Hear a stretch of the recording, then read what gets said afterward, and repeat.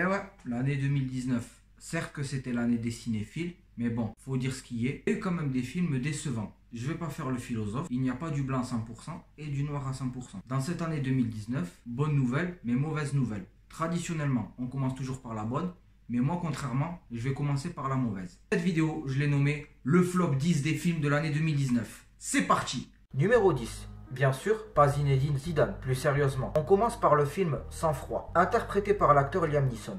Certes qu'au niveau de la bande-annonce, ça ressemble à du Taken, mais en regardant le film, on se fait avoir par la bande-annonce. Raison pour lesquelles manque de cohérence au niveau du scénario, manque de réalisme, très peu d'action. Après bien sûr, j'ai connu pire que ce film. Numéro 9.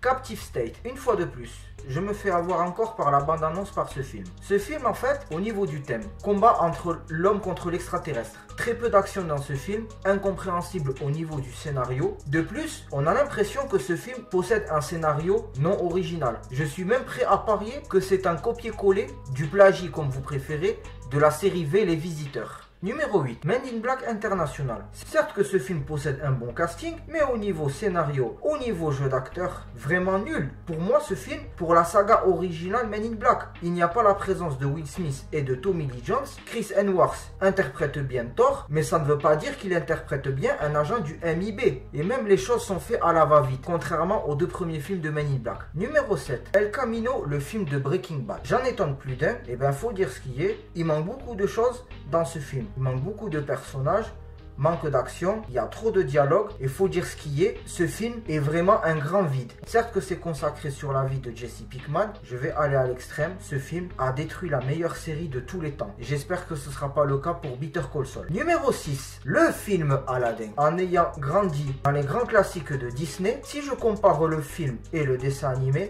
eh bien pour moi, le film est une insulte. Dans ce film, beaucoup de choses sont faites à la va-vite. On ressent moins d'humour, on ressent moins de joie. Car le but, c'était de faire la même chose que le dessin animé, mais en film adapté. Il y a même un casting lamentable. Car Will Smith interprète mal le génie dans Aladdin et surtout le scénario est incohérent par rapport au dessin animé original. Number 5. X-Men Dark Phoenix. Ce film retraçant le passé des X-Men quand ils étaient plus jeunes, c'est vachement cohérent au niveau de ce film. Dans ce film, ils disent que ça se passe dans les années 90. Car pour rappel et pour ceux qui ne savent pas, dans la première saga des X-Men, le premier volet se déroule en l'an 2000. Et bien Magneto, il a pris un coup de vieux en même pas l'espace de 10 ans. C'est vraiment catastrophique. Je préfère plus la première saga des X-Men, car cette saga, elle est incompréhensible et je crains pour le pire le fait que Disney, ils ont racheté la Fox, ils auront les droits d'intégrer les X-Men dans le MCU. Je crains aussi un casting catastrophique. Numéro 4, le film Le Roi Lion. Un train peut en cacher un autre, mais Disney peut en foirer aussi un autre. C'est de l'humour, je précise. Plus sérieusement, et bien au niveau du Roi Lion, les designs des animaux qu'il y a dans le Roi Lion, il manque beaucoup de choses,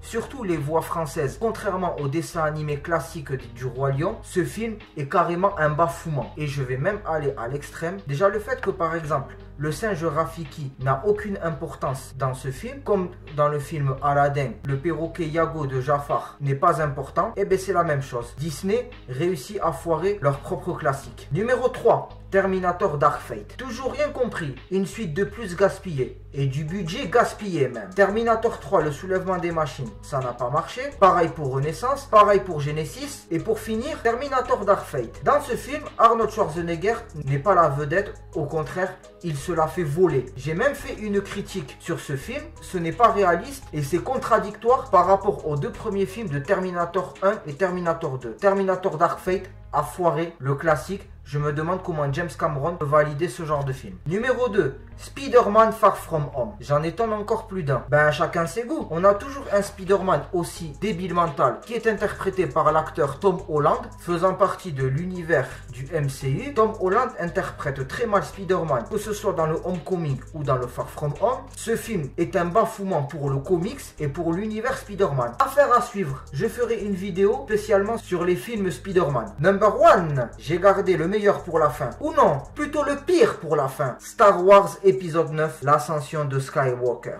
Ah. Et ben là, récemment j'ai fait une critique sur ce film. C'est une insulte pour l'univers Star Wars. Luke Skywalker se fait voler la vedette, alors que pourtant, dans la suite, après l'épisode 6, dans les livres, c'est plutôt consacré sur la vie de Luke Skywalker. Mais bon, comme je vous ai dit, Disney font leur propre classique, Marvel, et pour finir, Star Wars. Et c'est avec une triste réalité que la saga Star Wars se clôture par un bafouement de Disney. Bon, vous avez vu par vous-même, libre d'être d'accord et libre de ne pas être d'accord. Certes que j'en ai choqué plus d'un, mais c'est mon avis personnel. Mais prenez ce mal pour un bien, car affaire à suivre, le top 15 des films de l'année 2019. Si tu valides mon flop 10, like un petit pouce bleu, partage cette vidéo et abonne-toi à ma chaîne. Salut!